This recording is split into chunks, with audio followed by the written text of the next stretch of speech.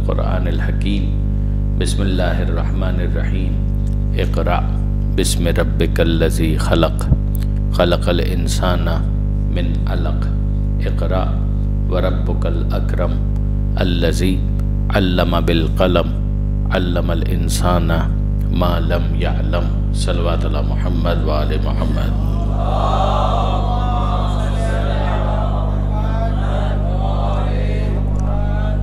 برادران عزیز و خاران محترم، مجالس منسوب ہیں خاتون جنت حضرت بی بی فاطمہ زہرا سلام اللہ علیہا سے۔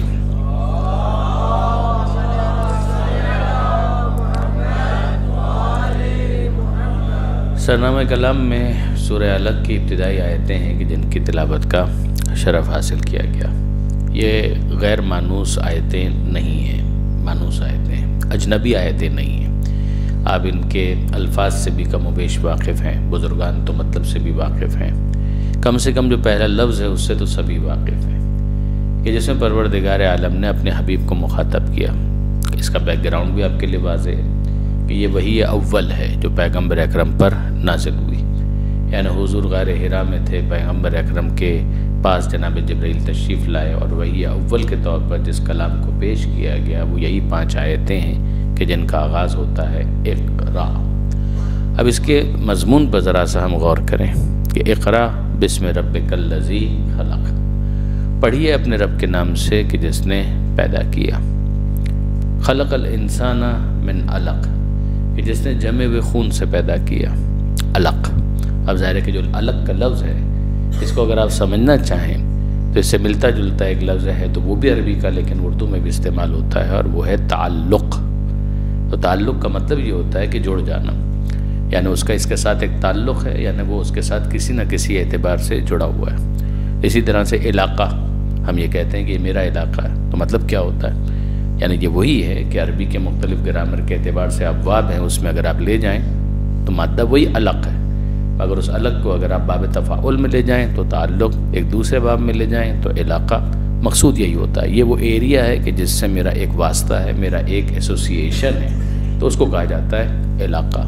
معلق ہو جانا یعنی لٹک جانا، یعنی کسی کے ساتھ اس کو اس طرح سے وابستہ کر دینا کہ وہ سسپینڈڈ بھی اگر آپ کو نظر آ رہا ہے تو کہیں نہ کہیں اس کا ایک سلسلہ اس کے ساتھ جڑا ہوا ہے، تعلق۔ اسی طرح سے یہ علق کا لفظ ہے کہ جو قرآن مجید میں یہاں پر استعمال ہوا۔ اب یہ جو پروردگار عالم نے کہا کہ خلق الانسان من علق، کہ خدا نے انسان کو پیدا کیا اور جمے ہوئے خون سے پیدا کیا، تو اس جمے ہوئے خون کا علق سے کیا تعلق ہے؟ اب ظاہر ہے کہ اس کی ڈیٹیل میں جانے کی اس وقت گنجائش نہیں ہے، لیکن وہ احباب کے جو خاص طور پر میڈیسن سے جن کا تعلق ہے، میڈیکل سائنس سے جن کا تعلق ہے، ڈاکٹر حضرات ہیں یا جنہوں نے ایمبریولوجی کو اسٹڈی کیا ہے، وہ اس پر بہتر روشنی ڈال سکتے ہیں کہ جو فیٹس کی ڈیولپمنٹ ہے، جو ایمبریو کی ڈیولپمنٹ ہے ووم آف دا مدر کے اندر، تو ظاہر ہے کہ وہ بچہ مختلف مراحل سے گزر رہا ہے۔ اس مراحل کے اندر ایک مرحلہ یہ ہے کہ جس میں وہ جمے ہوئے خون کی صورت میں بالکل چپکا ہوا، لیچ لائک سبسٹنس، کہ جس کی ایک تعبیر استعمال کی جاتی ہے۔ تو یہ جو کیفیت ہے کہ جس کے اندر وہ رحم مادر میں اس انداز سے بالکل لگا ہوا، چپکا ہوا، اور اس کی بناوٹ اس طرح کی ہے جس کی وجہ سے اس کو علق سے تعبیر کیا جاتا ہے۔ تو یہاں پروردگار عالم نے خلق کی تشریح کی۔ تو پہلی آیت یہ تھی کہ اقرا بسم ربک الذی خلق، پڑھی اپنے رب کے نام سے کہ جس نے پیدا کیا۔ تو کس چیز سے پیدا کیا؟ خلق الانسان من علق، اس نے انسان کو جمے ہوئے خون سے پیدا کیا۔ اقرا، یہ پھر اس کے بعد حکم آ گیا کہ پڑھیے۔ وربک الاکرم، آپ کا رب اکرم ہے، بڑا کرم والا ہے، بڑا عزتوں والا ہے۔ الذی علم بالقلم، تو اس نے کیا کیا؟ اس نے یہ کیا کہ انسان کو قلم کے ذریعے سے تعلیم دی۔ علم الانسان ما لم یعلم، اور انسان کو وہ سکھایا، وہ تعلیم دی کہ جس کا اسے علم نہیں تھا۔ یہ ہے 5 آیتیں کہ جن 5 آیتوں کے اندر 2 مرتبہ اقرا ہے، پڑھیے، 2 مرتبہ اس نے تعلیم دی۔ اب اگر اس مضمون کو میں کچھ واضح کر پایا ترجمے کی حد تک، تو اب ذرا سا آئیے میرے ساتھ چلیے تفسیر فصل الخطاب۔ یہ جناب آیت اللہ علامہ سید علی نقی صاحب کی تفسیر ہے۔ آپ احباب واقف ہیں کہ میں ان کو اپنا بہت بڑا محسن سمجھتا ہوں، میرے ممدوح ہیں، اور ان کی تفاسیر سے، ان کی کتابوں سے ہم نے بہت استفادہ کیا۔ سورہ علق میں ان آیتوں کو لکھنے کے بعد جو کچھ انہوں نے تبصرہ کیا، اس سے اگر میں اپنے الفاظ میں بیان کروں تو اس کا خلاصہ کیا ہے۔ وہ فرماتے ہیں کہ اگر ان آیتوں پر ہم غور کریں تو ان آیتوں کی بناوٹ، اس کا مضمون، اس میں موجود مطلب، اس میں موجود معانی، یہ خود اس بات کہ انسان کا کلام نہیں ہے، خدا کا نازل کردہ کلام۔ اب یہ تو ایک اسٹیٹمنٹ ہے اور ایک دعویٰ ہے، مگر اس اسٹیٹمنٹ اور اس دعوے کو، اس نیریٹو کو جسٹیفائی کیسے کیا جائے؟ وہ فرماتے ہیں، اور واقعاً اس کے اندر وزن ہے، کہ اگر آپ غور فرمائیے کہ ایک انسان اگر ون فائن مارننگ کوئی بات کہہ رہا ہے اور اس کے ساتھ اس کا ایک کلیم بھی ہے، تو ہم کو دیکھنا تو پڑے گا جو مضمون اس نے بیان کیا ہے وہ مضمون کیسا ہے۔ اگر یہ مضمون ایسا ہے کہ جو اس ماحول کے اندر پہلے سے ایگزسٹ کرتا ہے، تو ممکن ہے کہ اس نے کسی سے انفلوئنس ہو کر اس بات کو بیان کر دیا۔ یعنی اگر ماحول، معاشرہ ایسا ہے کہ جہاں پر ہر ایک اسی مضمون کے اوپر بات کرتا ہے، یعنی آپ ذرا اندازہ کیجئے کہ اگر ہم اپنے معاشرے کے اعتبار سے بات کریں تو ہمارے معاشرے کے اندر اسپورٹس کے اندر کرکٹ کی ایک خاص پذیرائی ہے، مگر کیا رگبی کی وہ پذیرائی ہے؟ آف کورس نہیں۔ رگبی کو ہمارے معاشرے کے اندر ایک اجنبی کھیل سمجھا جائے گا۔ ہاں، کرکٹ کے بارے میں ہم بات کیجئے تو بچے سے بھی پوچھئے تو وہ آپ کو اس کے بارے میں بہت کچھ بتا دے گا، جوان سے پوچھئے تو ہر دوسرا جوان یہی بات کر رہا ہوگا۔ کرکٹ کا ورلڈ کپ ہو رہا ہے تو ٹاک آف دا ٹاؤن ہے، لیکن اگر رگبی کے بارے میں کچھ ہو رہا ہے تو کہیں ہو رہا ہے تو ہو رہا ہے، لیکن یہ کہ بہرحال ہم سے کیا ربط ہے؟ اس لیے کہ ہمارے معاشرے کے اندر رگبی نہیں کھیلا جاتا۔ آئس اسکیٹنگ ہمارے معاشرے کے لیے ایک اجنبی اسپورٹ، لیکن دوسرے معاشروں کے اندر یقیناً یہ اسپورٹس بھی بہت مقبول ہے۔ ٹیبل ٹینس ہمارے معاشرے کے اندر کھیلا جاتا ہے، ایسا نہیں ہے کہ بالکل رگبی والا معاملہ ہوگا، لیکن یہ کہ بہرحال ایسا اتنا پاپولر کھیل وہ بھی نہیں ہے۔ تو آپ غور کیجئے کہ ایک معاشرے کے اندر جو چیز ڈسکس ہو رہی ہے اسی سے متعلق اگر کوئی بات بیان کر دی جائے تو ایسا لگے گا کہ جیسے معاشرے سے، انوائرمنٹ سے، ماحول سے انفلوئنس ہو کر اس نے ایک بات کہہ دی۔ لیکن بات اگر وہ ایسی کر رہا ہے کہ جس کا معاشرے کے اندر کوئی اسٹینڈ ہی نہیں ہے، کوئی اس کا خریدار ہی نہیں ہے، اور ایسے معاشرے میں ایسا سودا بیچنا، یہ سودا بیچنے کے لیے وہ پیش نہیں کر رہا، وہ خود اپنے آپ کو ایک چیلنج میں ڈال رہا ہے۔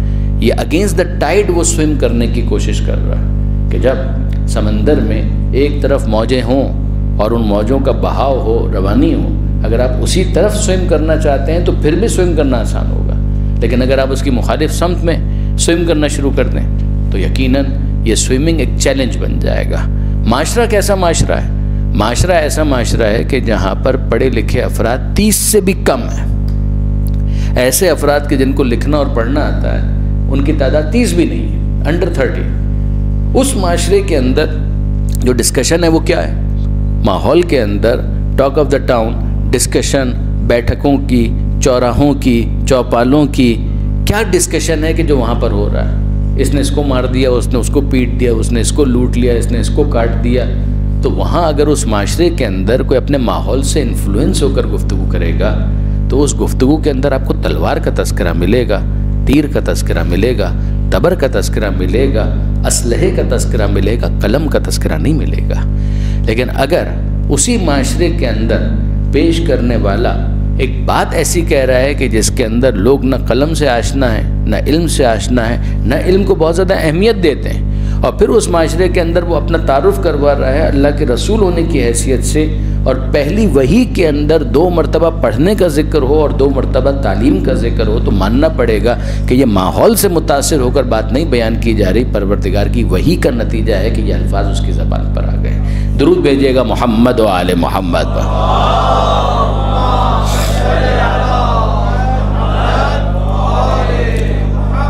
اس کو کہا جائے گا ایک تائیدی دلیل، یعنی اصل جو برہان اور دلائل ہیں وہ تو اپنے مقام پر ہیں، قرآن مجید کے معجزہ ہونے کی جو مختلف جہتیں اور آف شوٹس ہیں وہ تو اپنی جگہ پر، مگر اس کو ایک تائید کہا جائے گا کہ اگر آپ اس معاشرے کے اعتبار سے دیکھیں تو اس معاشرے کے اندر آپ کو یہ تمام تر چیزیں نظر نہیں آتی۔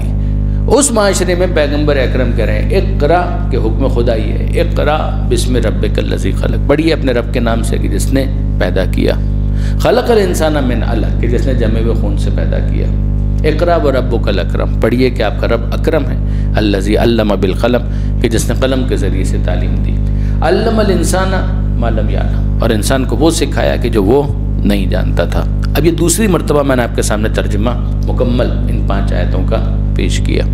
اب میں آپ سے پوچھنا چاہتا ہوں کہ وہ تو ایک بات ہوئی، اب ذرا سا اس بات پر غور کیجئے کہ پروردگار عالم جب 2 مرتبہ پڑھنے کا حکم دے رہا ہے، اور حکم کیا ہے کہ اپنے رب کے نام سے پڑھیے پہلی آیت کے اندر، دوسری مرتبہ تکرار ہے، مگر وہاں پر ہے اقرا وربک الاکرم، یعنی جس رب کے نام سے پڑھنے کا حکم دیا جا رہا ہے وہ رب کون ہے؟ کہ وہ رب اکرم۔ اب میں آپ سے پوچھنا چاہتا ہوں کہ ذرا غور فرمائیے، اچھا یہ بھی پورا تھیسس جو بھی میں آپ کے سامنے عرض کرنے جا رہا ہوں یہ خود علامہ سید علی نقوی صاحب کا ہے، کہ ذرا اس پر ہمیں توجہ کرنی پڑے گی کہ پروردگار عالم کہہ رہا ہے کہ پڑھیے پڑھیے، تو جب 2 مرتبہ کہا جا رہا ہے پڑھیے پڑھیے، تو اس چیز کا بیان کہاں ہے کہ جس کو پڑھنے کا حکم دیا جا رہا ہے؟ اس کا بھی تو ذکر ہونا چاہیے کہ پڑھنا کیا ہے۔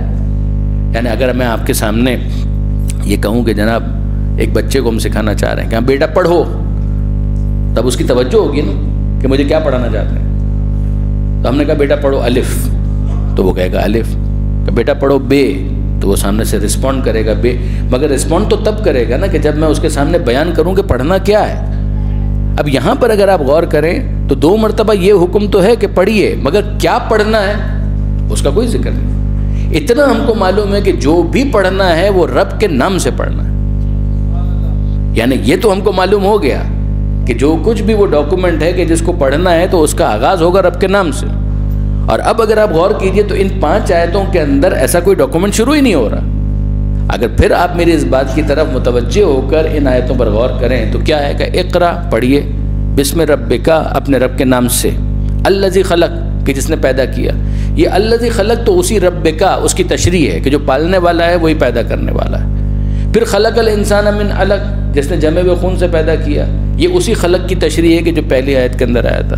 پھر اس کے بعد اقرا، یہ تکرار ہے، تاکید ہے کہ پڑھیے، وربک الاکرم، اور آپ کا رب جو ہے اکرم ہے، یہ اسی رب کی تشریح ہے کہ جس رب کے نام سے پڑھنا تھا۔ الذی علم بالقلم، کہ جس نے قلم کے ذریعے سے تعلیم دی، یہ اسی رب کی مزید تشریح ہے۔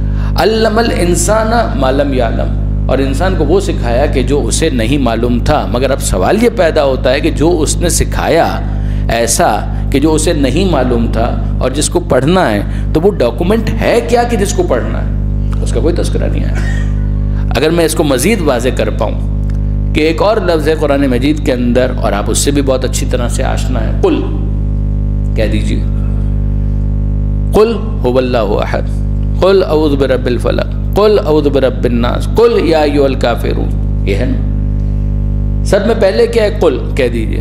تو جیسے ہی آپ سنتے کہہ دیجیے تو اب آپ کو تلاش ہے نا کہ وہ مقولہ کیا ہے کہ جس کو کہنے کا حکم دیا جا رہا ہے۔ جیسے ہی کہا قل، ہم نے کہا آگے کہہ دیجیے، تو کیا کہنا ہے؟ تو آگے هو اللہ احد، ہم کو سمجھ میں آ گیا کہ یہ وہ ہے کہ جس کے کہنے کا حکم دیا جا رہا تھا کہ بھئی کہہ دیجیے وہ اللہ ایک ہے۔ بات واضح۔ قل اعوذ برب الفلق، کہہ دیجئے، ہم متوجہ ہوئے کیا کہنا ہے؟ اعوذ برب الفلق، میں پناہ میں آتا ہوں فلک کے رب کی۔ قل، کہہ دیجئے، ہم پھر متوجہ ہوئے کیا کہنا ہے؟ کہ اعوذ برب الناس، میں پناہ میں آتا ہوں انسانوں کے رب کی۔ قل، کہہ دیجئے، ہم پھر متوجہ ہوئے کہ یا ایھا الکافرون لا اعبد ما تعبدون، اے کفر اختیار کرنے والوں، میں اس کی عبادت نہیں کرتا کہ جس کی تم عبادت کرتے ہو۔ بہت آپ کے ذوق سے نزدیک ہو کر قل کہہ دیجئے، ہم متوجہ ہوئے کہ اب کیا کہنا ہے؟ کہ لا اسألکم، میں کوئی سوال نہیں کرتا، میں کوئی مطالبہ نہیں کرتا، علیہ، ان زحمتوں کے عوض جو اجر رسالت کے عنوان سے میں تم سے مانگ رہا ہوں، تو میں کوئی اور اجر نہیں مانگتا، میں کوئی اور معاوضہ طلب نہیں کرتا، الا المودۃ فی القربہ، مگر یہ کہ میرے قرابت داروں سے، میرے اہل بیت سے محبت اور مودت اختیار کی جائے۔ درود بھیجیے گا محمد و آل محمد۔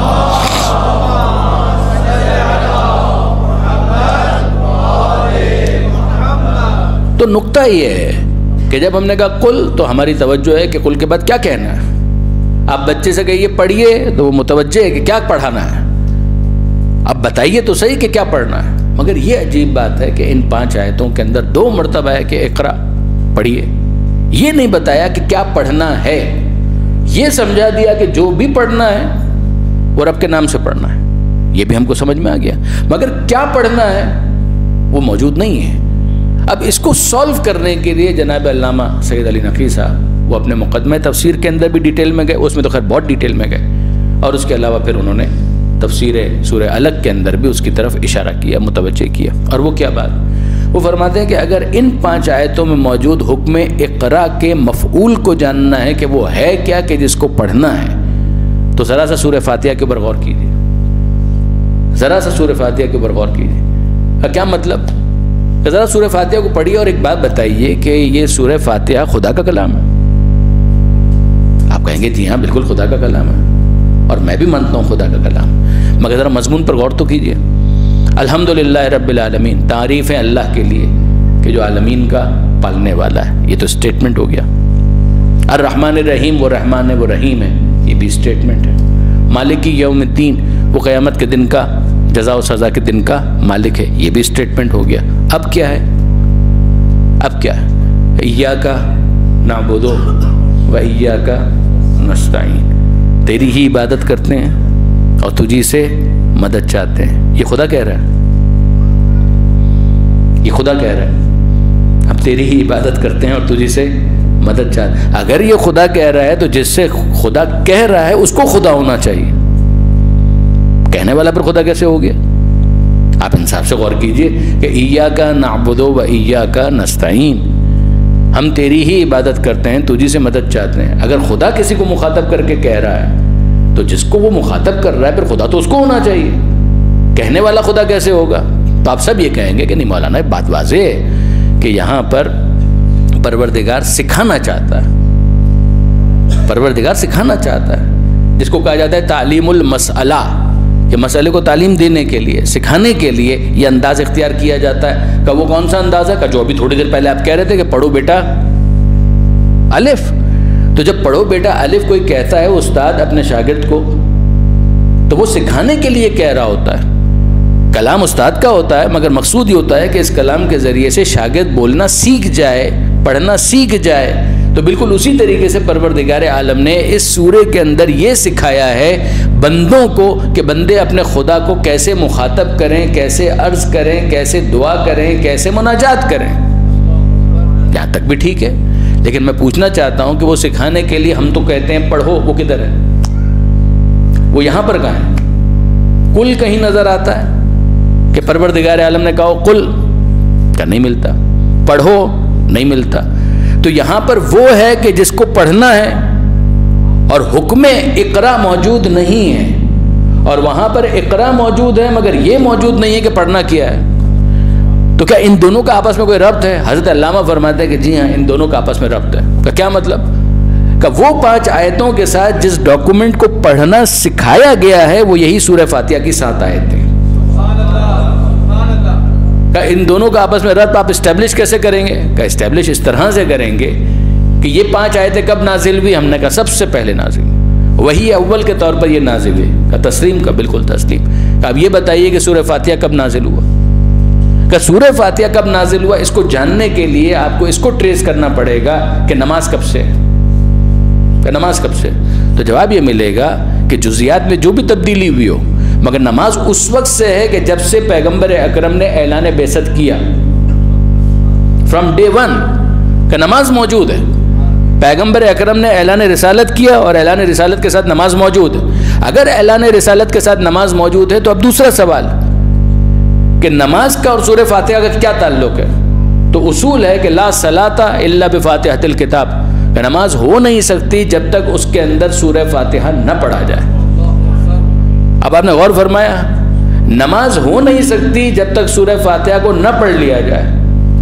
نماز کب سے ہے؟ آغاز بعثت سے، اور آغاز بعثت سے اگر نماز ہے تو اس کا مطلب یہ ہے کہ آغاز بعثت سے نماز میں سورہ فاتحہ پڑھا جا رہا ہے، اور اگر آغاز بعثت سے نماز میں سورہ فاتحہ پڑھا جا رہا ہے تو اس کا مطلب یہ ہے کہ جب نماز کو سکھایا جا رہا تھا تبھی سورہ فاتحہ کو بھی سکھا دیا گیا تھا۔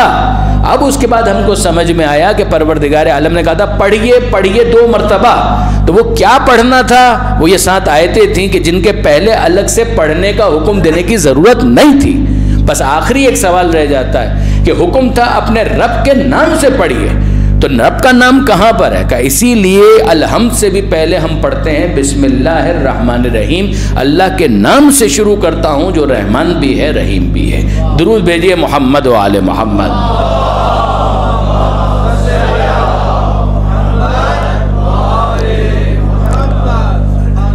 تو اب اگر اتنا میں واضح کر پایا کہ یہ پروردگار عالم کا حکم اقرا بسم ربک الذی خلق، اور پھر دوسری مرتبہ اقرا، رب کے نام کا حوالہ، 3 مرتبہ 2 مرتبہ اقرا اور 2 مرتبہ تعلیم، وہ سکھایا کہ جو انسان کو نہیں آتا تھا۔ تو ہم کو تو مناجات بھی کرنا کہاں آتا ہے؟ پروردگار عالم کی بارگاہ میں دعا کیسے کرنی ہے وہ بھی تو نہیں آتا۔ تو پروردگار عالم نے سورہ فاتحہ کے ذریعے سے یہ سکھایا، اور ہم نے کہا بسم اللہ الرحمن الرحیم الحمدللہ رب العالمین الرحمن الرحیم۔ اب یہاں پر دوسری بات ہے، اور وہ دوسری بات یہ کہ یہ جو پروردگار نے کہا کہ اپنے رب کے نام سے پڑھو، تو میں آپ سے پوچھنا چاہتا ہوں کہ یہ جو نام ہوتا ہے کیا وہ ذات بھی وہی ہے، یا اسم اور مسمى کے درمیان فرق ہے؟ نام اور ہے، ذات اور ہے۔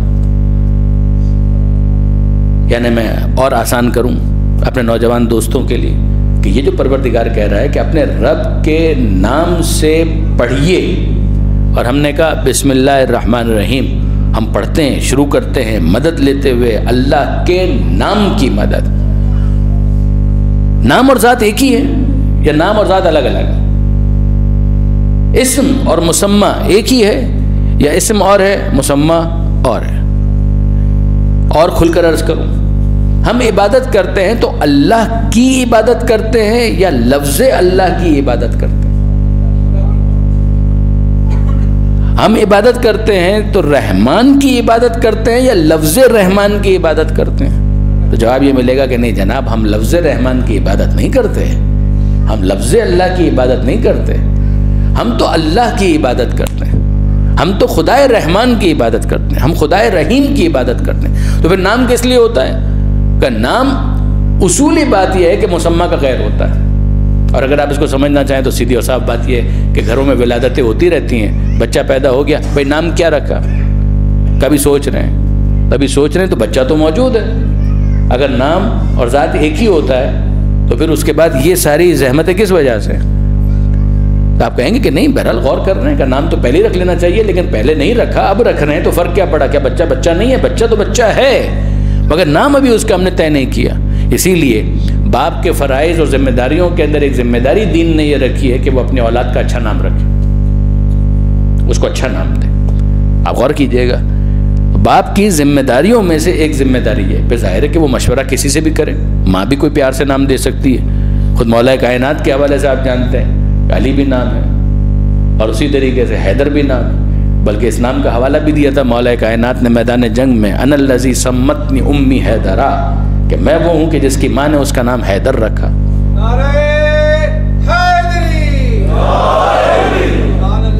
اسی طرح سے آپ پیغمبر اکرم کے قضیے میں دیکھیں، محمد بھی نام ہے، احمد بھی نام ہے، یاسین بھی نام ہے، مزمل بھی نام ہے، مدثر بھی نام ہے، یہ سارے نام ہیں پیغمبر اکرم کے۔ پروردگار عالم کے نام کأین ما تدعو فلہ الاسماء الحسنی، پروردگار عالم نے یہ ارشاد فرمایا کہ جس نام سے بھی تم پکارو، سارے اچھے نام خدا کے، تو سارے اچھے نام خدا کے ہیں، مگر یہ نام نام ہے، ذات نہیں ہے۔ نام اور ہے، ذات اور ہے، اسم اور ہے، مسمى اور ہے۔ میں کیوں اتنا اصرار کر رہا ہوں؟ کوئی وجہ ہے؟ یعنی کسی منزل تک ہم کو جانا ہے جس کے لیے یہ تمہید ضروری ہے۔ اسم مسمى کا غیر ہوتا ہے، پہلی بات تو یہ سمجھ لیجئے۔ کیا اس کے باوجود کہ اسم مسمى کا غیر ہوتا ہے، اسم اتنا امپورٹنٹ ہوتا ہے؟ جواب جی ہاں، اتنا امپورٹنٹ ہوتا ہے کہ پروردگار کہہ رہا ہے اپنے رب کے نام سے پڑھیے، اور ہر سورے میں ہم یہی کر رہے ہیں، اللہ کے نام سے جو رحمان رحیم ہے، ود این ایکسیپشن آف سورہ برات، ہر سورے میں ہم یہی پڑھ رہے ہیں اللہ کے نام سے۔ اور پھر اس کے بعد ذرا دیکھیے، خدا اپنی ذات کا تعارف کرواتا ہے تو بھی کہتا ہے بابرکت۔ سورہ ملک شروع کہاں سے ہو رہا ہے؟ تبارک الذی بیدہ الملک وہو علی کل شیء قدیر، بابرکت ہے وہ ذات بابرکت ہے جس کے پاس ملک ہے، اقتدار ہے، ہر چیز کے اوپر وہ قدرت رکھتا ہے، وہ ذات بابرکت ہے۔ غور فرمایا آپ نے؟ ایک بات۔ دوسری بات، سورہ رحمان کا اختتام کہاں پر ہوتا ہے؟ تبارک اسم ربک ذی الجلال والاکرام۔ اب یہاں پر ذات کا تذکرہ نہیں ہے، تمہارے رب کا نام بھی بابرکت ہے جو صاحب جلال و اکرام ہے. ذات بھی بابرکت ہے, نام بھی بابرکت ہے. غور فرمایا آپ نے, اسم اور ہے, مسمى اور ہے. سورہ قرآن مجید کے سوروں میں تو اور بھی ذکر آیا, لیکن دعائے سماعت, دعائے مشلول, ذرا اس کے مضمون پر غور کیجیے. آغاز ہی میں آپ کو ملے گا اللہم انی اسألک بسمک, بسمک العظیم الاعظم الاجل الاکرم الذی اذا دعیت بہ علی مغالک ابواب السماء للفتح انفتحت. اے پروردگار میں تجھ سے سوال کرتا ہوں واسطہ دے کر تجھے تیرے ناموں کا. یہ نام وہ ہیں کہ جن کا واسطہ اگر تجھے دیا جائے, الذی دعیت بہ, تجھے اگر پکارا جائے, ان کا واسطہ دیتے ہوئے علی مغالک ابواب السماء, اور یہ تجھ سے مانگا جائے کہ آسمان کے بند دروازے کھل جائیں, تو مالک ان واسطوں کی وجہ سے تو ان بند دروازوں کو کھول دیتا ہے. کہا یہ نام کی تاثیر ہے. جی ہاں, یہ نام کی تاثیر ہے, جبکہ نام اور ہے, ذات اور ہے, اسم اور ہے, مسمى اور ہے. اور اب برادران عزیز میں آپ کی خدمت میں عرض کروں کہ اگر میں اتنا واضح کر پایا تو اب میں ہمت کروں گا اس حدیث کو آپ کے سامنے پیش کرنے کی. اور اگر یہ نہ ہوتا, یہ مقدمہ نہ ہوتا, یہ تمہید نہ ہوتی, تو میں اس حدیث کو براہ راست پیش نہیں کر پاتا. جب ہم نے اس بات کو سمجھ لیا کہ اسم اور ہے, مسمى اور ہے, پھر اسم ہے کس لیے؟ کہ اسم ہے اس مسمى کے تعارف کے لیے, نام ہے اس ذات کے تعارف کے لیے. نام کس لیے ہے؟ کہ اس کے تعارف کے لیے. کہ وہ ذات صحن عالم میں بے نقاب ہو کر نہیں آ سکتی, اس کی شان کے خلاف ہے. وہ ان آنکھوں کی رینج میں آ جائے, مشاہدے میں آ جائے, کہ یہ پروردگار عالم کی شان کے خلاف ہے, تو پھر اس کا ذکر کیسے ہوگا؟ کہ اس کے ناموں کے ذریعے سے. اس کا نام وسیلہ بن جائے گا اس کے تعارف کا. ہم کہیں گے رحمان, خدا سمجھ میں آئے گا. ہم کہیں گے رحیم, خدا سمجھ میں آئے گا. ہم کہیں گے ستار, غفار, قدوس, شکور. یہ تمام الفاظ جو خدا کے نام ہیں جب ہم لیں گے تو کون سمجھ میں آئے گا؟ کہ خدا سمجھ میں آئے گا. یہ کمال ہے. پروردگار عالم کا تعارف ہو رہا ہے ناموں کے ذریعے سے. اسم مسمى کا غیر ہے, مگر اسم ہے کیا؟ کہ تعارف پروردگار, کہ وہ اس ذات کے تعارف کے لیے استعمال ہوتا ہے. اگر یہ بات واضح ہوئی تو اب ذرا سنیے کہ معصوم کیا فرما رہے ہیں. اور روایت بھی بہت امپورٹنٹ ہے. اس روایت کے اندر, اس حدیث کے اندر معصوم یہ ارشاد فرما رہے ہیں نحنو واللہ الاسماء الحسنى. نحنو کا مطلب ہم, واللہ اللہ کی قسم, نحنو ہم, واللہ اللہ کی قسم, کہ ہم کیا ہیں؟ کہ الاسماء الحسنى, ہم اسماء حسنى ہیں. التی لا يقبل اللہ من العباد عملا الا بمعرفتنا. ہم وہ اسماء حسنى ہیں کہ جن کی معرفت نہ ہو تو خدا اپنے بندوں سے کوئی عمل قبول کرنے کے لیے تیار نہیں ہوتا. درود بھیجئے محمد و آل محمد.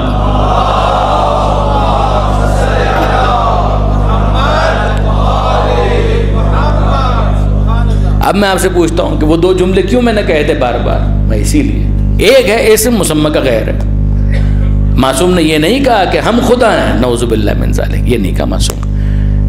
معصوم نے کیا کہا کہ ہم اسماء حسنى ہیں. اور میں آپ سے پوچھتا ہوں کہ اسماء کس لیے ہوتے ہیں؟ اتنا تو معلوم ہے کہ وہ ذات نہیں ہوتے.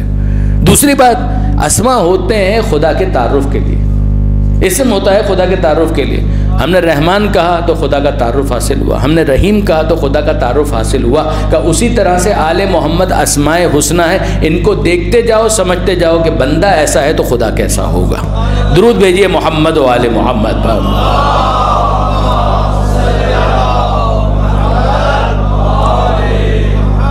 اب یہی لفظ تعارف ہے, اس کے لیے آپ دوسرا لفظ لگا دیجئے معرفت. معرفت, پہچان. کہ آل محمد وہ ہیں کہ جن کے ذریعے سے خدا کی معرفت حاصل ہوتی. اگر آل محمد نہ ہو تو خدا کی معرفت نہیں ہو سکتی. جس طرح سے اسماء اگر نہ ہو تو مسمى کی معرفت نہیں ہو سکتی. آل محمد اگر نہ ہو تو خدا کی معرفت حاصل نہیں ہو سکتی. اگر آل محمد کو درمیان میں سے ہٹا دیں تو خدا کی معرفت نہیں ہو سکتی. یہ جملہ میں نے کہہ تو دیا, مگر اب میں کیا کروں کہ نہج البلاغہ کا پہلا خطبہ, اس میں امیر المومنین کچھ اور کہہ رہے ہیں, یہ بھی معصوم بیان کر رہے ہیں. اور اب نہج البلاغہ کے پہلے خطبے میں مولا کائنات کچھ ارشاد فرما رہے ہیں, ذرا اس کو توجہ کیجیے. مولا فرماتے ہیں اول الدین معرفتہ, اول الدین، دین کا آغاز. اول کا لفظ یہ بھی اردو میں استعمال ہوتا ہے، دین اردو میں مستعمل ہے. معرفت یہ بھی اردو میں استعمال ہوتا ہے. معرفت ہو یہ ضمیر ہے، پروناؤن، خدا کی معرفت کا. دین کا آغاز ہے خدا کی معرفت. ابھی میں نے آپ کے سامنے گزارش کی اگر آل محمد نہ ہو تو خدا کی معرفت ہو نہیں سکتی. اور اب یہاں پر کیا ہو گیا کہ اول الدین ہے معرفت ہو، کہ دین کا آغاز ہے خدا کی معرفت. خدا کی معرفت ہی اگر نہ ہو تو دین شروع ہی نہیں ہوتا. یہ بات صحیح ہے یا وہ بات صحیح ہے؟ یہ جملہ اس کا تقاضا یہ ہے کہ خدا کی معرفت ہو تو کچھ اور ہوگا. اس جملے کا تقاضا یہ ہے کہ آل محمد ہوں تو خدا کی معرفت ہوگی. یہ اس پر موقوف ہے یا وہ اس پر موقوف ہے؟ ان دونوں کے درمیان آپ ریکنسائل کیسے کریں؟ ایک ریکنسیلیشن کیسے ہوگا؟ بھائی ایک کھاتا آپ کا ہے، ایک بینک کا کھاتا ہے. بینک کا کھاتا کچھ اور بتا رہا ہے، آپ کا کھاتا کچھ اور بتا رہا ہے. تو آپ ریکنسائل کرتے ہیں کہ صاحب یہاں پر کہاں کون سی چیز ہے کہ جو مینشن کرنا رہ گئی ہے، تو اس کو دیکھو. ادھر اگر کوئی چیز مینشن کرنا رہ گئی ہے تو ادھر ڈالو. اگر ان سے کچھ مینشن ہونا رہ گیا ہے تو ان کو بتاؤ، تاکہ یہ دونوں ایک پیج پر آ جائیں اور ان کے درمیان ریکنسیلیشن ہو جائے. اب میں آپ سے پوچھتا ہوں، ایک طرف ہم دیکھ رہے ہیں آل محمد نہ ہو تو خدا کی معرفت نہیں ہو سکتی. دوسری طرف ہم دیکھ رہے ہیں کہ مولا فرما رہے ہیں اول الدین ہے معرفت ہو، دین کا آغاز ہے خدا کی معرفت. یہ بات صحیح ہے یا وہ بات صحیح ہے؟ برادران عزیز، دونوں باتیں بالکل ٹھیک ہیں. دونوں باتیں بالکل ٹھیک ہیں. ایک ہے ابتدائی معرفت، مجمل معرفت، مبہم معرفت. ایک بالکل پریمیٹیو سٹیج ہے معرفت کی. اگر وہ خدا کی نہ ہو تو یہ معرفت کا سفر آگے بڑھ ہی نہیں سکتا. مگر یاد رکھیے گا کہ یہ ابتدائی معرفت ابتدائی ہی رہے گی، اس میں ترقی نہیں ہو سکے گی اگر آل محمد کا دامن نہ تھاما جائے. دیکھیے، ایک ہے بالکل ابتدائی معرفت، ایک ہے حق کے معرفت، انتہائی معرفت. ان کے درمیان ہے گرے ایریا. اس گرے ایریا کے اندر بڑی گنجائش، کوئی یہاں پر ہے، کوئی وہاں پر ہے، کوئی اس طرف ہے، کوئی اس طرف. تفاوت ہے، مرتبوں کا فرق ہے. ابتدائی معرفت اگر نہ ہو تو معرفت کی ترقی ناممکن ہے. مگر ابتدائی معرفت کے بعد اگر آل محمد کی معرفت نہ ہو تو معرفت کا سفر آگے بڑھ نہیں سکتا. اب ان دونوں کو سمجھانے کے لیے میں عرض کروں آپ کی خدمت میں کہ باہر ابھی جب میں آ رہا تھا تو گاڑیاں پارک تھیں. آپ کسی بھی بچے کو لے جائیں جو تھوڑا سا شعور رکھتا ہے، 4 سال کا، 3 سال کا، 5 سال کا بچہ، آپ اس کو لے جائیں، گاڑی دکھائیں اس کو. آپ کہیں بیٹا یہ کیا ہے؟ وہ بھی کہے گا پاپا گاڑی ہے، کار ہے. اب اس کے بعد وہ آپ سے سوال کرتا ہے بابا اس کو کس نے بنایا؟ آپ اس کو ایک دفعہ کہہ کر دیکھیں کہ یہ خود بخود بن گئی. آپ اس کو یہ کہہ کر دیکھیں یہ بیٹا خود بخود بن گئی ہے. یعنی آپ کو کچھ نہیں کرنا، کوئی فلسفہ، کوئی برہان، کوئی منطق، کچھ نہیں. وہ یہ جان رہا ہے کہ یہ کار ہے، اتنا شعور ہے اس کے پاس. آپ اس سے یہ کہہ رہے ہیں کہ یہ خود بخود بن گئی. وہ ہنسے گا، بابا میرے ساتھ مذاق کر رہے ہیں، یہ خود بخود بن سکتی ہے؟ کہا کیوں نہیں بن سکتی؟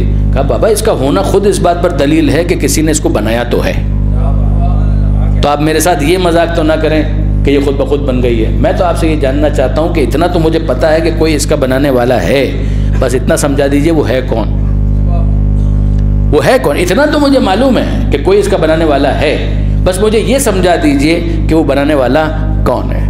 اب آئیے ذرا قرآن مجید کی آیت کو دیکھیے. یہ ابتدائی معرفت، سنریہم آیاتنا فی الآفاق وفی انفسہم، ہم دکھلاتے ہیں، دکھلاتے رہیں گے اپنی نشانیاں آفاق میں بھی، اس کائنات میں، یونیورس میں بھی، وفی انفسہم اور ان کے اپنے وجود کے اندر، حتی یتبین لہم، یہاں تک کہ ان کے لیے واضح ہو جائے گا انہ الحق، کہ وہ حق ہے. اتنا تو اس کو سمجھ میں آ جائے گا کہ کوئی ہے جو بنانے والا ہے. آسمان کو دیکھو، زمین کو دیکھو، چاند کو دیکھو، سورج کو دیکھو، ستارے کو دیکھو، زمین سے اگنے والے غلے کو دیکھو، آسمان سے برسنے والی برسات کو دیکھو، سورج کی کرنوں کو دیکھو، چاند کی چاندنی کو دیکھو، اپنے وجود کو دیکھو، آنکھوں کو دیکھو، کانوں کو دیکھو، آنکھ جن مناظر کو دیکھتی ہے اس پر غور کرو، کان جن آوازوں کو سنتے ہیں اس پر غور کرو، زبان جو ذائقے چکھتی ہے اس پر غور کرو۔ اتنا تو تمہیں سمجھ میں آ جائے گا کہ کوئی تو ہے کہ جس نے یہ سارا سلسلہ بنایا ہے۔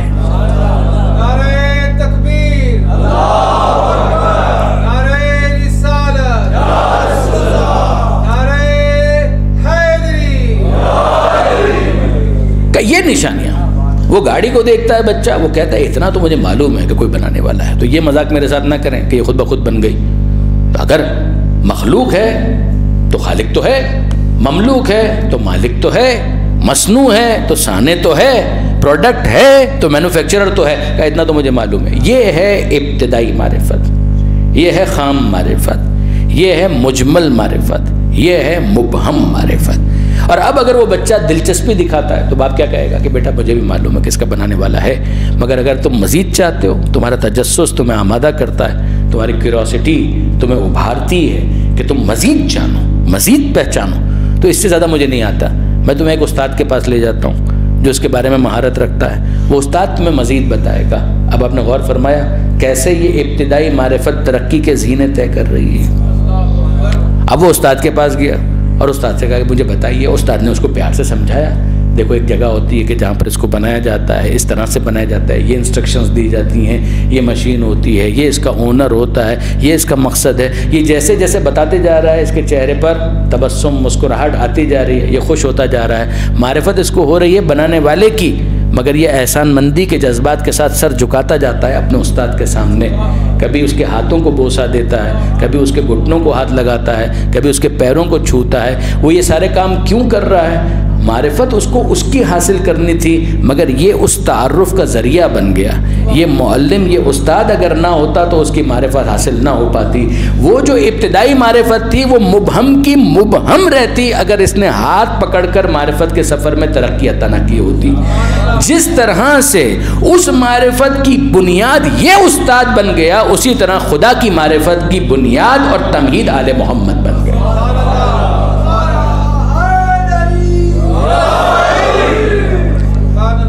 آل محمد وہ تمہید ہیں، وہ تعارف ہیں۔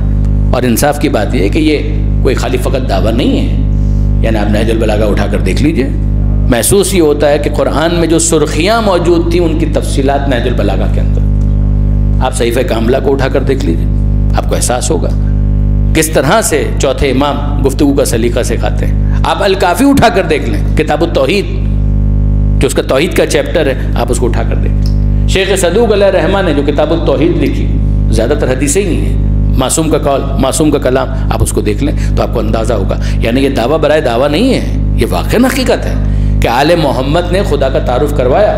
اور یقین جانیے کہ ہمیں ایک طالب علم کی حیثیت سے بڑی جستجو ہے، بہت تجسس ہے کہ یہ تو آل محمد نے بتایا، وہ بھی تو کچھ پیش کریں جو خلافت کی مسندوں پر آئے تھے کہ انہوں نے توحید کے بارے میں کیا کچھ بتایا، تاکہ ہم تقابل تو کر سکیں، ہمیں سمجھ میں تو آئے کہ انہوں نے کیا کہا، توحید کے بارے میں انہوں نے کیا بیان کیا۔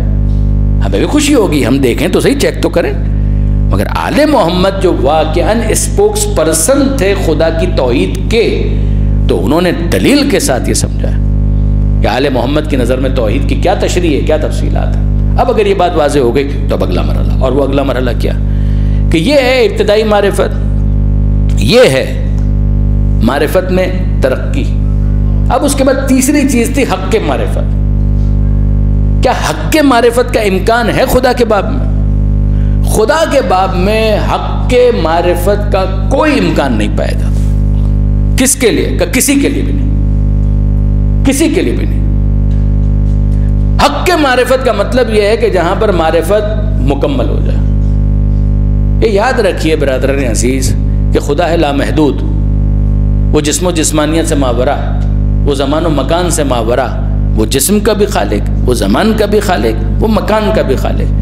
جو جسم و جسمانیت سے ماورا، جو زمان و مکان سے ماورا، جو ان سب کا خالق، وہ محدود کہاں ہے؟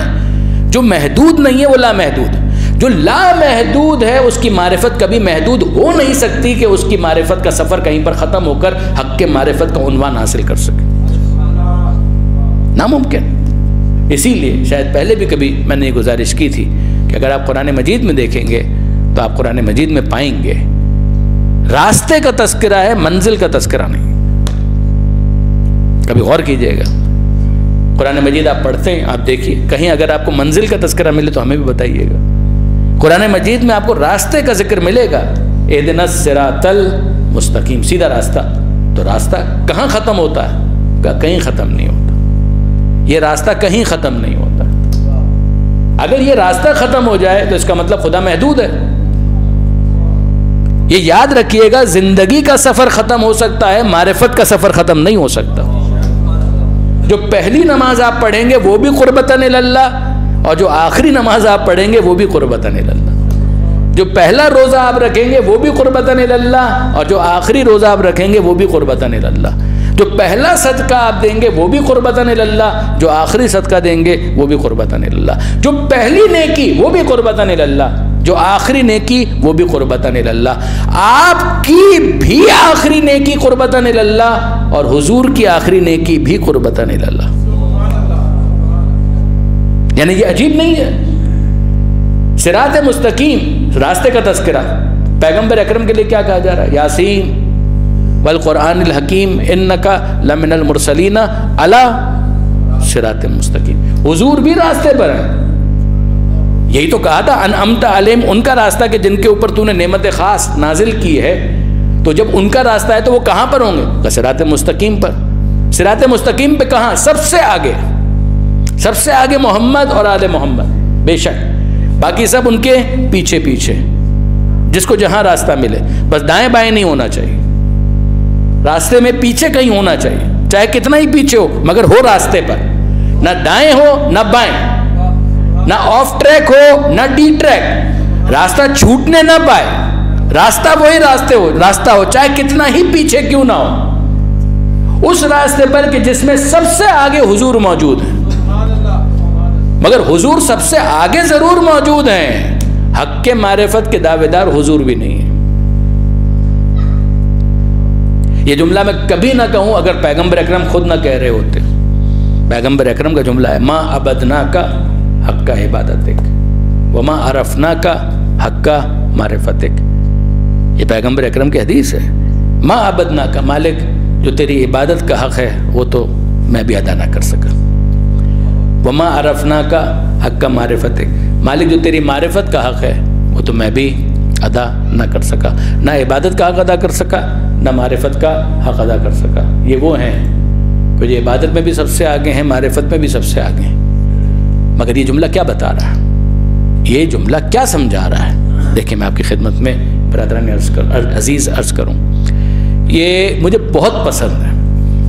حضرت موسیٰ علیہ السلام کی مناجات پروردگار عالم کے ساتھ پڑھ رہا ہوں تفسیر نمونہ سے، سورہ ابراہیم 14واں سورہ، اور اس 14ویں سورے کے اندر ایک بہت مشہور آیت ہے، لَإِن شَكَرْتُمْ لَأَزِيدَنَّكُمْ، اگر تم نعمتوں کا شکر ادا کرو گے تو میں اضافہ کر دوں گا، حتماً اضافہ کر دوں گا۔ آپ نے سب نے یہ آیت سنی بھی ہے، لَإِن شَكَرْتُمْ لَأَزِيدَنَّكُمْ۔ اس کے ذیل میں آیت اللہ ناصر مکارم شیرازی، انہوں نے حضرت موسیٰ علیہ السلام کی یہ مناجات تحریر کی، اور اس سے ملتی جلتی مناجات چوتھے امام کی بھی ہے صحیفہ کاملہ کے اندر، کہ موسیٰ علیہ السلام گئے کوہ طور پر، سنیے گا، اور پروردگار عالم سے مناجات کر رہے ہیں۔ خداوند متعال نے کہا، اے موسیٰ میرا شکر ادا کرو۔ یہ مطالبہ قابل عمل ہے، جیسا تیسا شکر ادا کیا جا سکتا ہے۔ دل میں احساس کہ منعم وہ ہے، نعمت دینے والا وہ ہے، زبان سے اظہار کے شکرن للہ، عملاً اس نعمت کو وہاں استعمال کرنا جہاں خدا استعمال ہوتے ہوئے دیکھنا چاہتا ہے، یہ بھی ہو سکتا ہے۔ اگلا جو مطالبہ ہے وہ بہت سنگین ہے۔ پروردگار عالم نے صرف اتنا نہیں کہا کہ اے موسیٰ میرا شکر ادا کرو، مطالبہ یہ ہے، اے موسیٰ میرا اس طرح شکر ادا کرو کہ حق کے شکر ادا ہو جائے۔ مطالبہ کیا ہے؟ اے موسیٰ میرا شکر اس طرح ادا کرو کہ حق کے شکر ادا ہو جائے۔ تو موسیٰ علیہ السلام کچھ دیر تک سوچتے رہے، پھر اس کے بعد کہتے ہیں اے پروردگار نہیں ہو سکتا، اے پروردگار حق شکر ادا نہیں ہو سکتا۔ تو پروردگار عالم نے کہا کیوں نہیں ہو سکتا؟ سیکوینس محسوس کر رہے ہیں؟ اے موسیٰ حق شکر ادا کرو۔ کہا پروردگار حق شکر ادا نہیں ہو سکتا۔ موسیٰ کیوں نہیں ہو سکتا؟ کہا مالک شکر کی ادائیگی کی توفیق خود ایک نعمت ہے۔ بھئی شکر ادا ہوتا ہے کس کا؟ نعمت کا۔ بھئی آنکھ دی ہے، کان دی ہیں، وجود دی ہے، ماں باپ، یہ سب نعمتیں ہیں۔ تو اے پروردگار تو نے نعمتیں دی ہیں، نعمتوں کا میں شکر ادا کروں تو یہ ادائیگی شکر کی توفیق کہ تو نے یہ توفیق دی کہ میں شکر ادا کروں، اسی زبان سے کہوں، اسی دل سے احساس کروں، یہ ادائیگی شکر کی توفیق تو خود ایک نعمت ہے جو اس بات کا تقاضا کرتی ہے کہ پھر تیرا شکر ادا کیا جائے۔ کلما قلت لک الحمد وجب علی ذلک ان اقول لک الحمد، میں جتنا تیرا شکر ادا کرتا جاؤں گا ایک اور شکریہ میرے ذمے پر رہے گا، میں اس کا شکر ادا کروں تو ایک اور شکریہ میرے ذمے پر رہے گا۔ تو مالک شکر تو ادا ہو سکتا ہے، حق کے شکر ادا نہیں ہو سکتا۔ یہ جب موسیٰ علیہ السلام نے کہا، یعنی کلائمیکس یہ نہیں ہے، اگلا جملہ موسیٰ علیہ السلام نے کہا اے پروردگار حق کے شکر ادا نہیں ہو سکتا، اب خدا کی طرف سے جواب کیا آیا؟ اے موسیٰ حق کے شکر ادا ہو گیا۔ جب تم نے یہ جان لیا کہ حق کے شکر ادا نہیں ہو سکتا تو ہم قدردان ہیں، تمہارے اسی احساس معرفت و عاجزی کو ہم حق کے شکر کے طور پر قبول کر لیں گے۔ درود بھیجیے گا محمد و آل محمد۔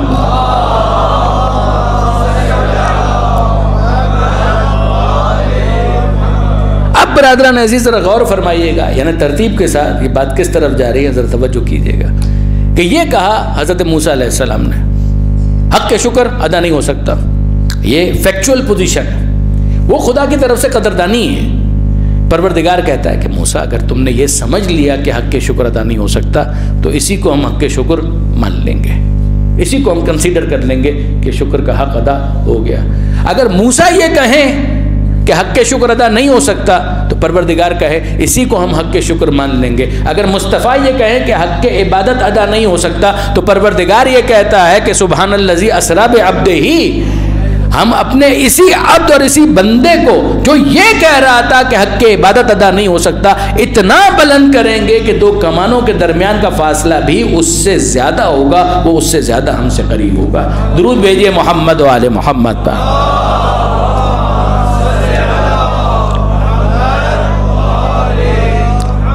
ہم اسی اعتراف، ہم اسی عاجزی کو، ہم اسی کی قدردانی کرتے ہوئے اسی کو حق کے عبادت مان لیں گے۔ ہم اسی اعتراف کو کہ تیری معرفت کا حق ادا نہیں ہو سکتا، اسی کو ہم حق کے معرفت کے طور پر قبول کر لیں گے۔ کیا یہ فیکچول پوزیشن ہے؟ کہا نہیں، یہ ہے قدردانی پروردگار عالم کی جانب سے۔ تھوڑا وقت میں آپ کا زیادہ لے لوں گا، 5 سے 10 منٹ۔ میں عام طور پر اس فینومینا کو سمجھانے کے لیے امام زمانہ کی مثال دیا کرتا ہوں۔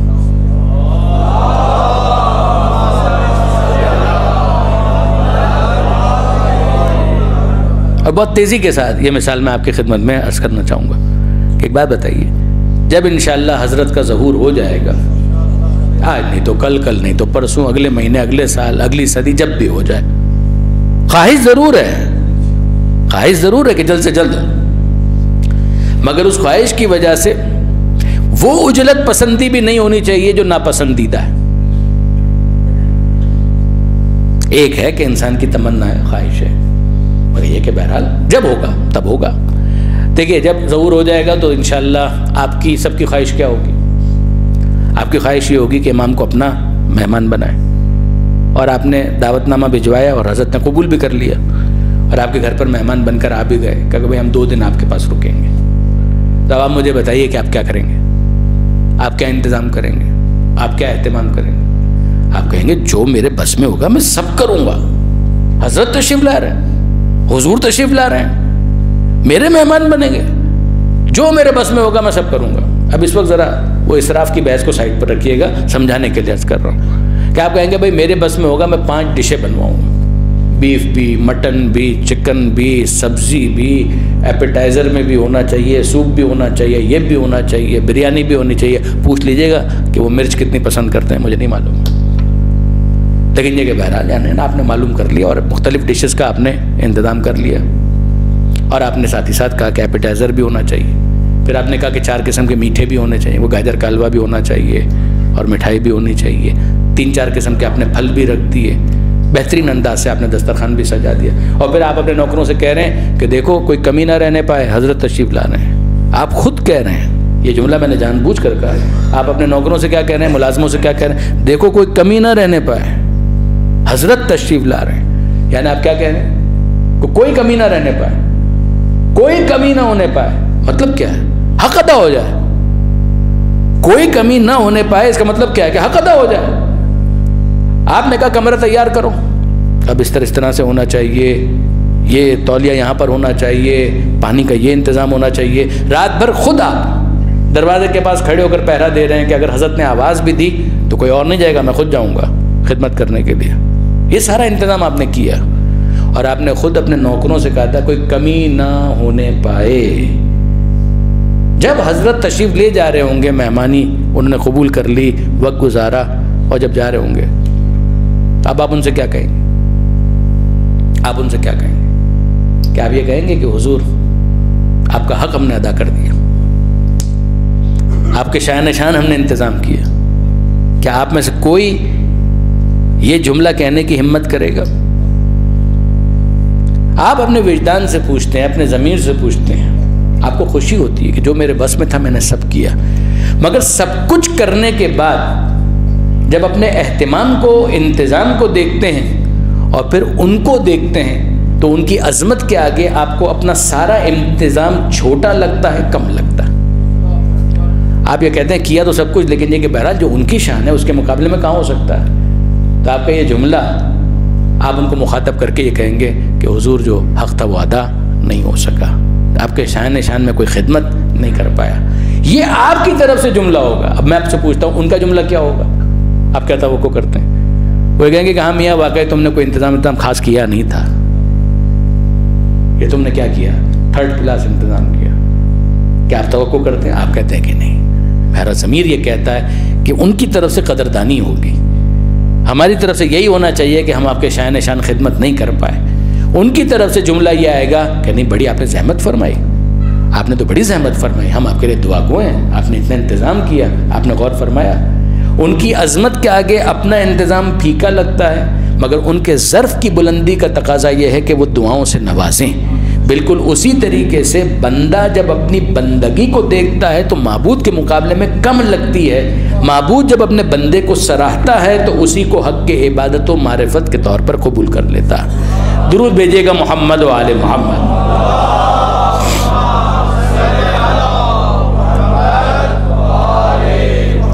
اب ذرا برادران عزیز، اس پوری تمہید کے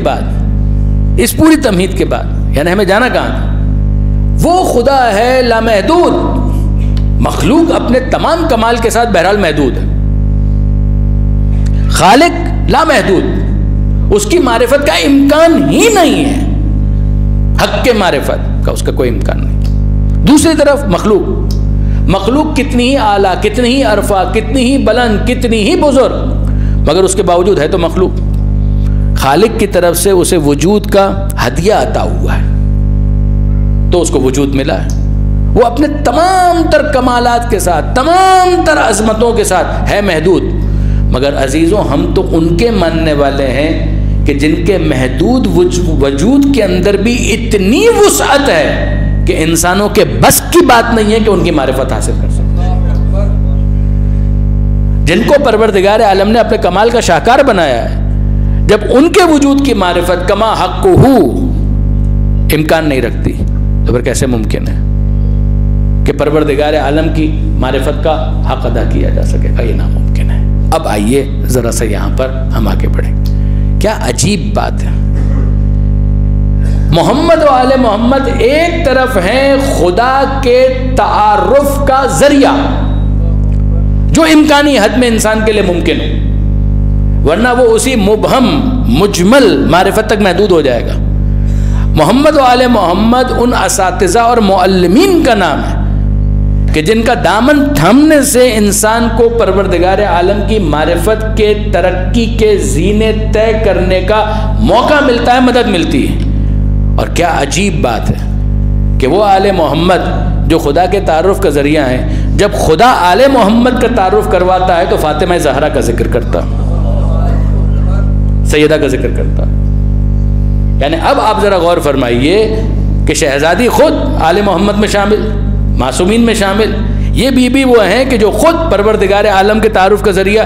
مگر کیا عجیب بات ہے کہ جب خدا کو ان 5 کا تعارف کروانا ہوتا ہے تو وہ بی بی کہ جس کا وجود ہمیشہ حجاب میں رہا، مگر کیا عجیب بات ہے کہ یہاں سوال ہوتا ہے جبرائیل کی طرف سے، یا رب ومن تحت الکسا، کہ پروردگار ہیں کون چادر کے نیچے، اور پروردگار عالم کی طرف سے جواب آتا ہے اب خدا کو تعارف کروانا ہے کہ یہ 5 ہیں کون، اور جب خدا تعارف کرواتا ہے تو کیا عجیب بات ہے کہ نام لیتا ہے زہرا کا، ہم فاطمہ و ابوہا و بالوہا و بنوہا، یہ زہرا ہیں، زہرا کے بابا ہیں، زہرا کے شوہر ہیں اور زہرا کے بیٹے ہیں۔ درود بھیجیے گا محمد و آل محمد۔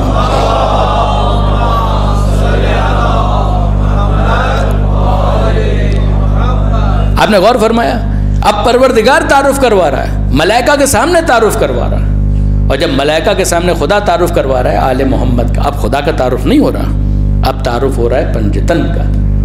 اور کیا عجیب بات کہ اگر آپ دیکھیں تو زندگی میں جناب سیدہ بے شک مباہلہ کے میدان میں تشریف لائی ہیں، جناب سیدہ بے شک بعض مقامات پر ہمیں جنگ کے میدان میں بھی نظر آتی ہیں، احد کے میدان کا تذکرہ ملتا ہے، بعض اور مواقع مل جاتے ہیں، مگر زیادہ تر جناب سیدہ حجاب میں۔ کیا عجیب بات ہے کہ وہ بیوی جو حجاب میں رہی، جب پنجتن کے تعارف کی منزل آئی تو محمد کا نام حجاب میں ہے، علی کا نام حجاب میں ہے، حسن اور حسین کا نام حجاب میں ہے، اور جس نام کو ظاہر کیا گیا ہے وہ اسی بی بی کا ہے جو زیادہ تر حجاب میں رہی۔ اب آپ غور کیجئے، وہاں پر ایک فہرست یہ نہیں بیان کی جا رہی ہم فاطمہ و محمد و علی والحسن والحسین، کہا کہ نہیں، ہم صرف اپنی کنیز خاص کا ذکر کریں گے، ہم فاطمہ، یہ فاطمہ ہے، اور باقی سب کہ یہ فاطمہ کے ساتھ کیا تعلق ہے، فاطمہ کے ساتھ کیا رشتہ ہے، ہم اس شہزادی کے ذریعے سے تعارف کروائیں گے کہ ہم فاطمہ و ابوہا و بالوہا و بنوہا، یہ زہرا ہیں، زہرا کے بابا ہیں، زہرا کے شوہر ہیں اور زہرا کے بیٹے ہیں۔ یعنی میں جملہ کہنا چاہتا ہوں کہ جو خدا کے تعارف کا ذریعہ بن جائیں، ان کے تعارف کے لیے جو ذریعہ بنتی ہیں ان بی بی کا نام ہے فاطمہ زہرا سیدہ۔ اور کون تعارف کروا رہا ہے؟ پروردگار۔ کن کے سامنے؟ کا ملائکہ کے سامنے۔ میں نے ہمیشہ یہ بات کہی، آج بھی تکرار کرتا ہوں کہ یہاں جب پروردگار عالم نے کہا بنوہا کہ یہ زہرا کے بیٹے، تو اگرچہ چادر میں 2 بیٹے ہیں، حسن اور حسین، مگر قبلہ تشریف فرمائے تائید کریں گے یہ جمع کا صیغہ ہے۔ عربی میں 2 کے لیے تثنیہ کا صیغہ آتا ہے، اردو میں واحد کے بعد براہ راست جمع، انگریزی میں سنگولر کے بعد براہ راست پلورل، لیکن عربی میں ایسا نہیں ہے۔ عربی میں واحد ہے مفرد، پھر اس کے بعد تثنیہ، 2 کے لیے الگ صیغہ ہے، پھر اس کے بعد جمع۔ اور کیا عجیب بات کہ چادر میں 2 بیٹے ہیں، مگر پروردگار عالم نے 2 بیٹوں کی طہارت کا اعلان نہیں کیا۔ پروردگار عالم نے یہ نہیں کہا ہم فاطمہ و ابوہا و بالوہا و ابناہا، ورنہ ابنوں نے ابنان اور بنون، اور پھر اضافت میں جائے تو نون گر جاتی ہے۔ پروردگار عالم نے ابناہا نہیں کہا، پروردگار عالم نے کیا کہا؟ بنو۔ تو بنو تو جمع کا صیغہ ہے، ہیں تو 2، اور جمع کا صیغہ دلالت کرتا ہے کم سے کم 3 پر، زیادہ سے زیادہ جتنے بھی ہوں۔ تو علماء کرام نے اس پر بحث کی اور یہ کہا کہ کیا سبب ہے کہ جب چادر میں 2 ہیں تو پروردگار عالم نے تعارف کرواتے ہوئے تثنیہ کا صیغہ کیوں استعمال نہیں کیا، جمع کا صیغہ کیوں استعمال کیا؟ اور جواب دیا کہ محسوس یہ ہوتا ہے کہ پروردگار عالم اگر فقط 2 کا تذکرہ کرتا تو اعلان طہارت حسن اور حسین تک محدود ہو جاتا، بنو کہہ کر جمع کا صیغہ استعمال کیا تاکہ صلب حسین میں موجود 9 اماموں کا نور بھی آئے تطہیر کا مصداق بن جائے۔ آپ نے غور فرمایا برادران عزیز کہ یہ خاتون جنت کے حوالے سے یہ سارا ذکر ہو رہا ہے، فاطمہ تو و ابوہا و بالوہا و بنوہا۔ اور یہاں پر اب اسی سے اپنی گفتگو کو وسعت دیتے ہوئے زہرا کے ایک اور بیٹے کا میں تذکرہ کرنا چاہتا ہوں۔ اتنا تو ہم کو معلوم ہے حسن اور حسین زہرا کے بیٹے ہیں، اتنا تو ہم کو معلوم ہے کہ بالطب سید سجاد سے لے کر مہدی تک سب زہرا کے بیٹے ہیں، اتنا تو ہم جانتے ہیں۔ آئے تطہیر کے مصداق ہونے کے اعتبار سے یہ سب کے سب اس میں شامل ہو گئے، مگر لفظ بنو کے اندر تھوڑی اور وسعت بھی محسوس ہوتی ہے، اور یہ اس وقت کہ جب ہم مدینہ منورہ کے اندر دیکھتے ہیں کہ ایک بی بی قبر زہرا پر آ کر ماتم کر رہی. اس کا بیان کرنے والا کون ہے؟ خود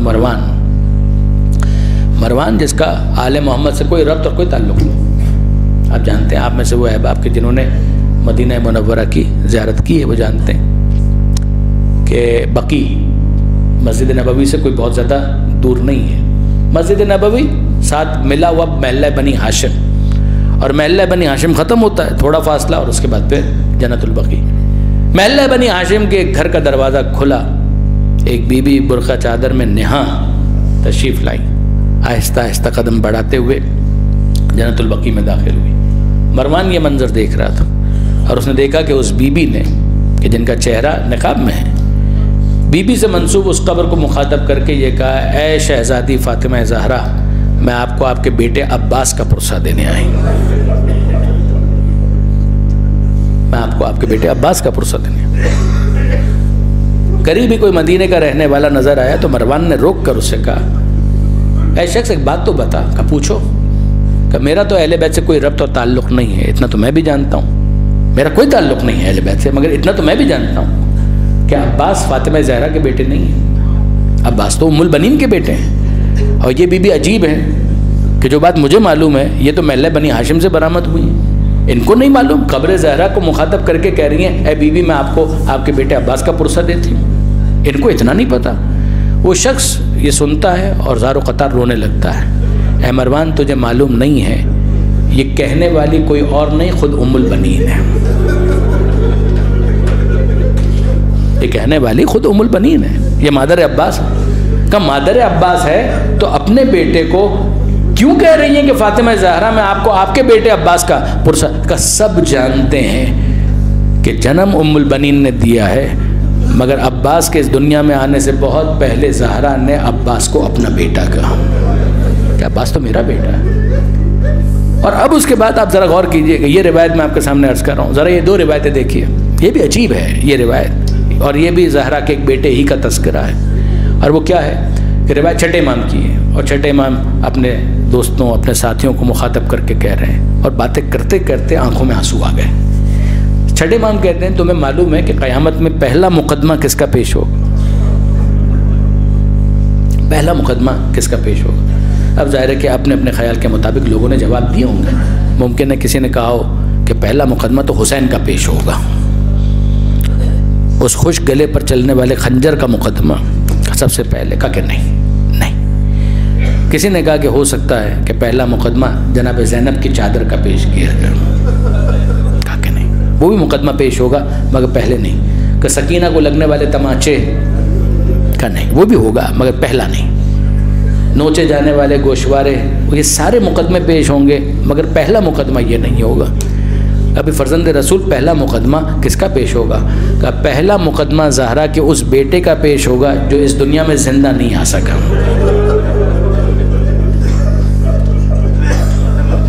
کہ یہ محسن کا مقدمہ، پہلا مقدمہ محسن کا خدا کی بارگاہ میں پیش ہوگا.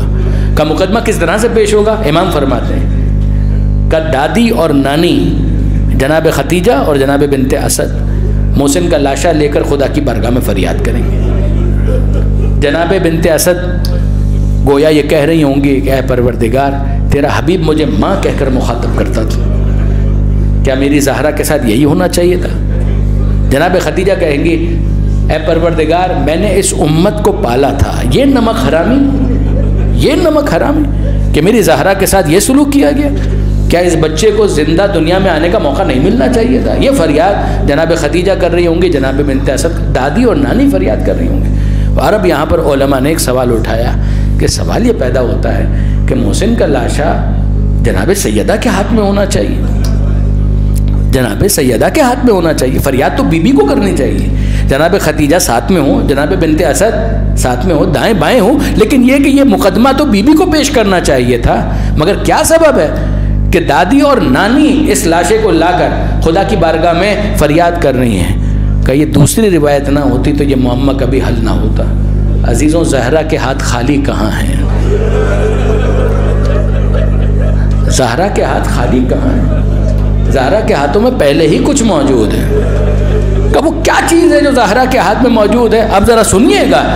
یہ روایت کے الفاظ ہیں کہ اذا کان یوم القیامہ واشتد الامر علی الناس، جب قیامت کے دن معاملہ بہت سخت ہو جائے گا ماننے والوں پر، اس وقت پیغمبر اکرم مولا سے کہیں گے کہ جاؤ اور فاطمہ زہرا سے کہو کہ مسند شفاعت پر تشریف لائیں،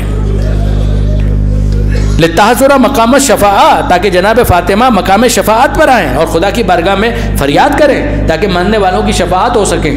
اس موقع پر علی آئیں گے جناب سیدہ کے پاس اور آ کر کہیں گے مت دخرت لاجل هذا المقام، اے زہرا امت کی قوم کی ماننے والوں کی شفاعت کرنی ہے تو کوئی سامان شفاعت بھی ہے، خدا کی بارگاہ میں کیا پیش کرنے والی ہیں آپ؟ اس موقع پر جناب سیدہ اپنے ہاتھوں پر سے ردا ہٹائیں گی اور کہیں گی ابو الحسن آپ سامان شفاعت کے بارے میں پوچھ رہے ہیں؟ کفانا لاجل هذا المقام، امت کی شفاعت کے لیے بہت کافی ہے، مگر کیا کافی ہے؟ سامان شفاعت کیا ہے؟ کہ الیدان، دو ہاتھ. دو ہاتھ کیسے ہاتھ؟ المقطوعتان، دو کٹے ہوئے ہاتھ. مگر یہ دو کٹے ہوئے ہاتھ کس کے ہیں؟ کہ من ابنی، یہ میرے بیٹے کے ہاتھ ہیں. بی بی آپ کا کون سا بیٹا؟ کہ من ابنی العباس، میرے عباس کے یہ دو کٹے ہوئے بازو امت کی شفاعت کے لیے بہت کافی.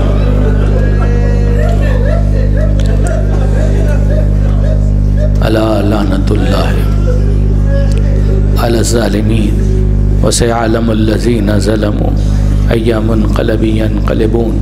بار الہ اس قلیل توسل کو قبول فرما، ان آنسوؤں کو جناب سیدہ کے رومال میں جگہ عطا فرما. میری گزارش کہ بہرحال زیارت پڑھ کر آپ یہاں سے رخصت ہوئیے گا. زیارت کو سلام جو معصومین کی بارگاہ میں پڑھا جاتا ہے یاد رکھیے یہ بالکل مجلس کا حصہ ہے. ذرا 2 منٹ کی اور زحمت، دعا اور دعا کے بعد زیارت. بار الہ تجھے واسطہ محمد و آل محمد کا آنے والوں کی دعاؤں کو اپنی بارگاہ میں مستجاب فرما. جو زحمت کر رہے ہیں یہاں نہیں آ سکتے بیچارے اپنے گھروں کے اندر سن رہے مالک ان کی بھی توفیقات میں اضافہ فرما.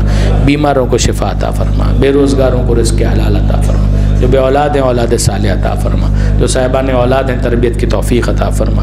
زمانے کے امام کے ظہور میں تعجیل فرما، ہمیں ان کے اعوان و انصار میں شمار فرما. ربنا تقبل منا انک انت السمیع العلیم.